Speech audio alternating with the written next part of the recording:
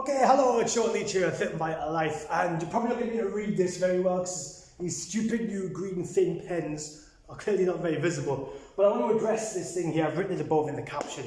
Is this that I hear a lot sometimes? Well, not a lot, but sometimes I get this here. I want to lose weight first and then tone up. Now, I want to just cover the potential problems you could experience if you're somebody trying to do this. And I say potential problems because everyone's different. You know, there's younger people, there's older people, there's everything in between.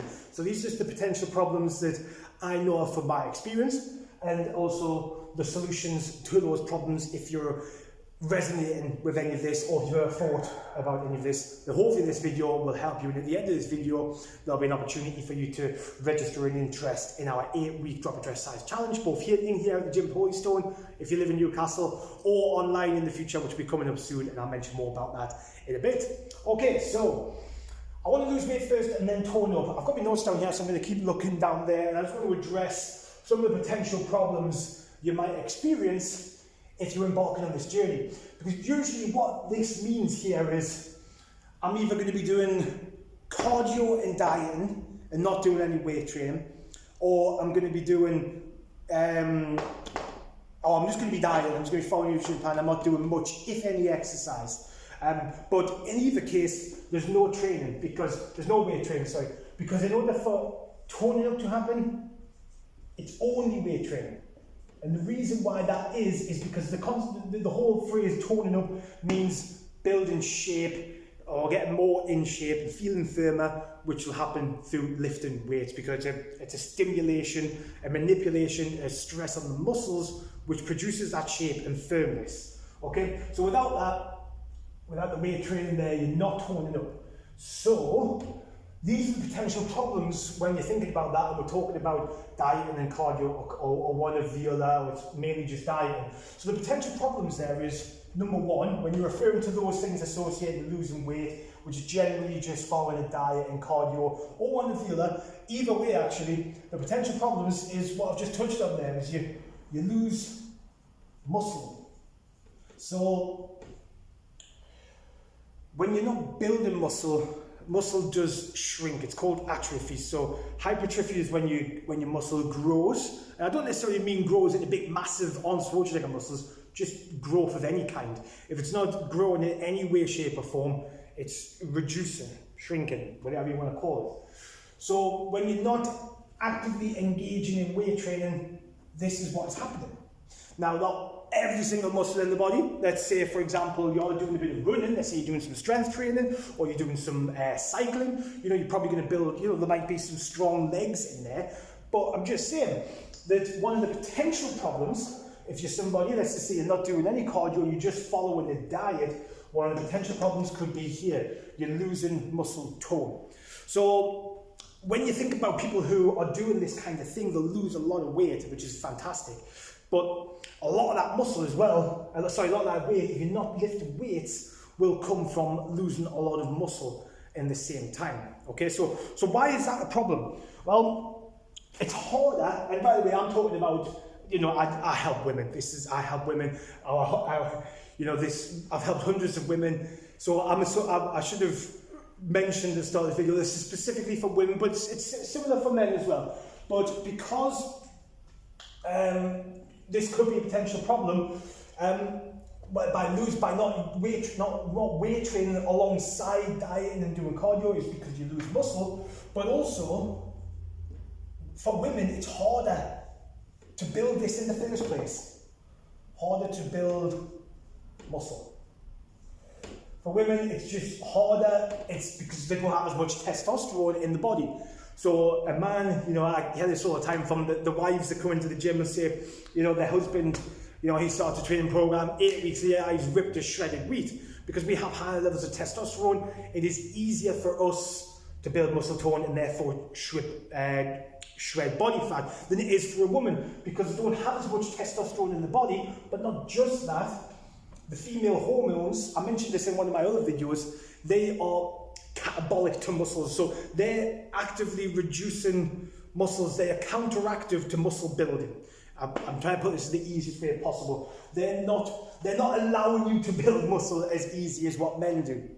So if you are thinking to yourself, right, I'm going to lose weight first and then tone up, some of the potential problems you could be experiencing there is, well, over time, you're going to lose a lot of muscle, and it's harder to build it anyway, so we're having that compounding effect of muscle is shrinking a lot here. You're losing strength.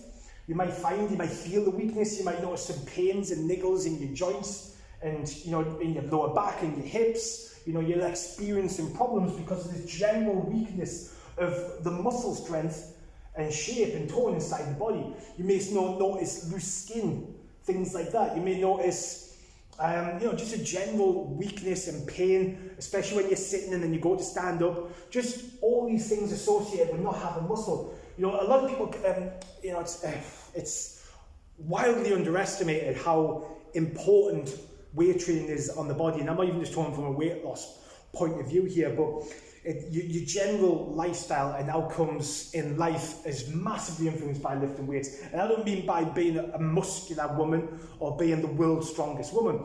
I just mean the importance it has on the quality of your life, because it is so associated with lack of weights and building muscle tone and strength and building a strong body.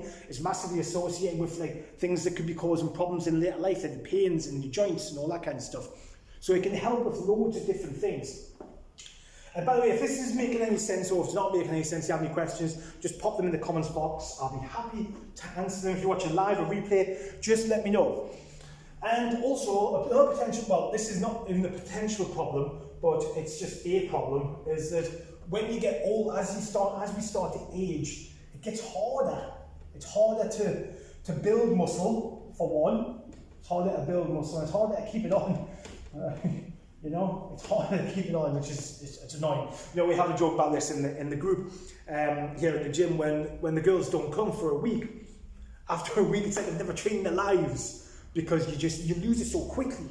So it's and when you're younger, you don't lose as much that quickly. You can probably go a little bit longer without training. You'll come back and you'll still be just as strong and just as fit maybe.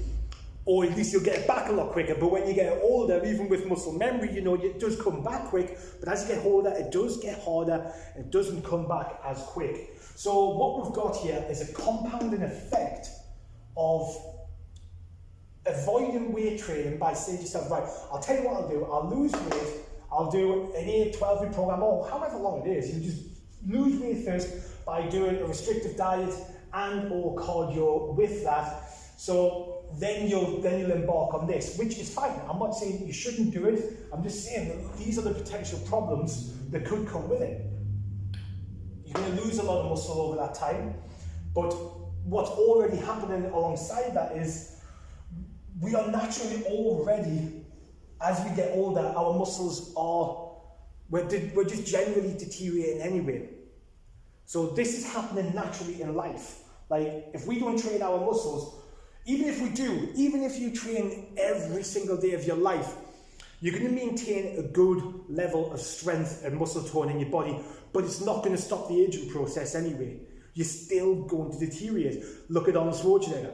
If you look at him now, look at his body right now. Obviously, it's an extreme example because he's getting very, very muscular. So he's got some side effects, I guess, of the sagginess now because he had so much muscle. But the point I'm trying to make is that you're naturally going to be deteriorating in muscle tone anyway. It's going to happen. So if you're going to be spending a long time of not avoiding it, but not doing it, and then maybe trying to do it later on in life, let's just say for argument's sake, if you're 40, 50 plus, and you're thinking about this, well, you're already in a position where it's harder anyway because you're aging. It's harder anyway because of the female hormones, which are just not letting you do it as well as what men do, or just not letting you do it as much.